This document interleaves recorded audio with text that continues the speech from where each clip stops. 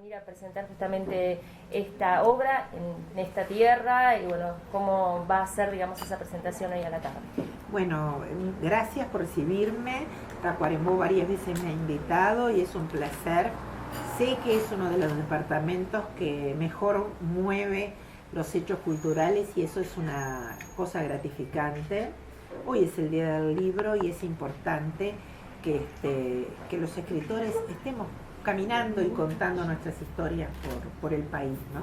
Hoy vamos a estar a las 7 en el Club Tacuarembó presentando El Loco, Luces y Sombras de Domingo Faustino Sarmiento.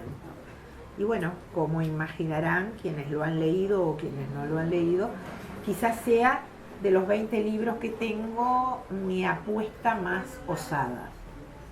¿Qué nos podría adelantar de la presentación?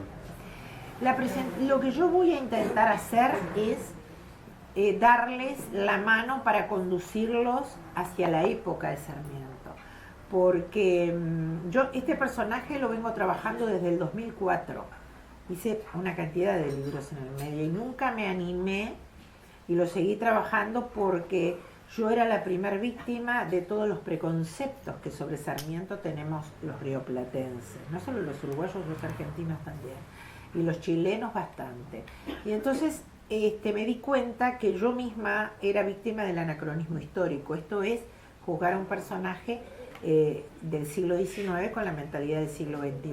Y todos estos años lo que pasé haciendo, además de estudiar, y van a ver que está la cotidianidad, está el hombre con su gran obra, quizás sin lugar a dudas, es la mente más brillante que ha dado en educación la América de habla hispana. Implementó toda la reforma educativa del sur de América, que es una reforma masónica de cuño norteamericano. Es un hombre brillante, pero van a encontrar al hombre con todas sus sombras, al hombre que era sucio, desasiado, que era grosero, que era áspero. Esa es la idea.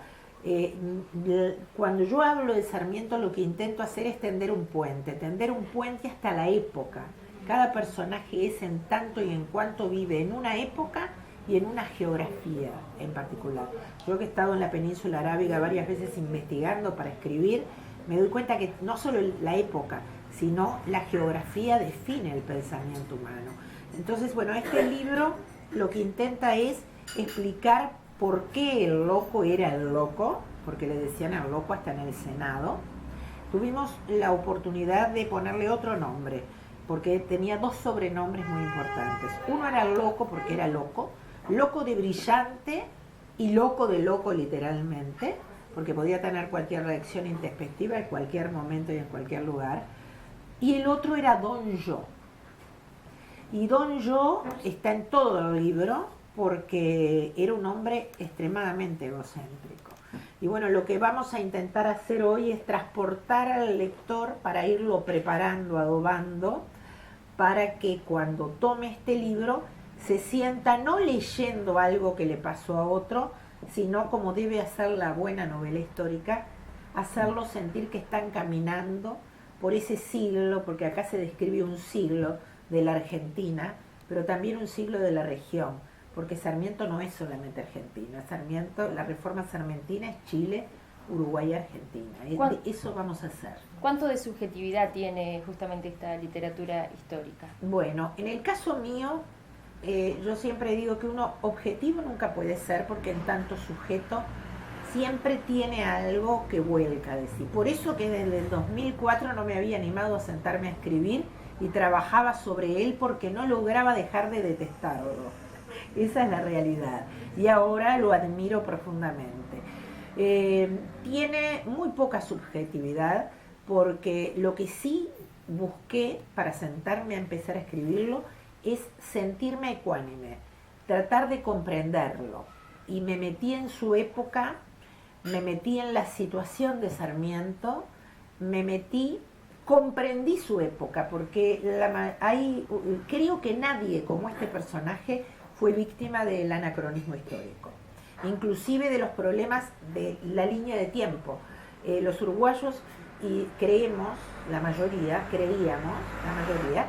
que el grupo de intelectuales de que Sarmiento formó parte, primero muchos lo rechazan porque dicen que era oligarca, nada más pobre que Sarmiento, hijo de unos analfabetos, no tenía nada que ver con la oligarquía.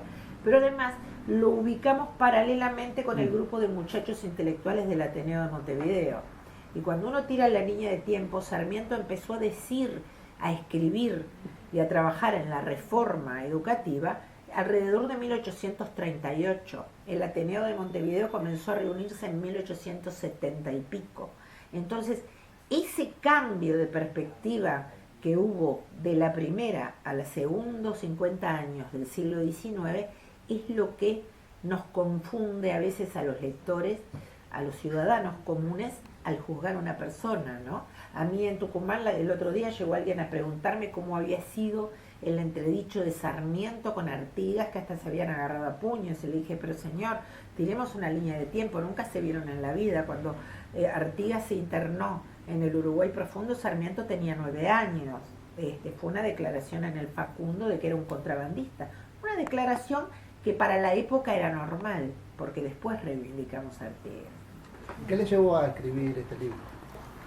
En el 2004 escribí un libro que todavía sigue vigente, que es El Coronel sin espejos, que es la vida de Máximo Santos, José Pedro Varela y toda la reforma masónica en el Uruguay, en toda, del Estado, de gobierno y de educación. Y me di cuenta que José Pedro Varela no había inventado nada, que había readaptado. No olvidemos que Sarmiento nació en 1811 y Varela nació en 1845. Y entonces siempre en cada una de las reformas me aparecía el puño de Sarmiento. Y de allí empecé a trabajarlo hasta que logré exorcizar mis pensamientos subjetivos y aquí está.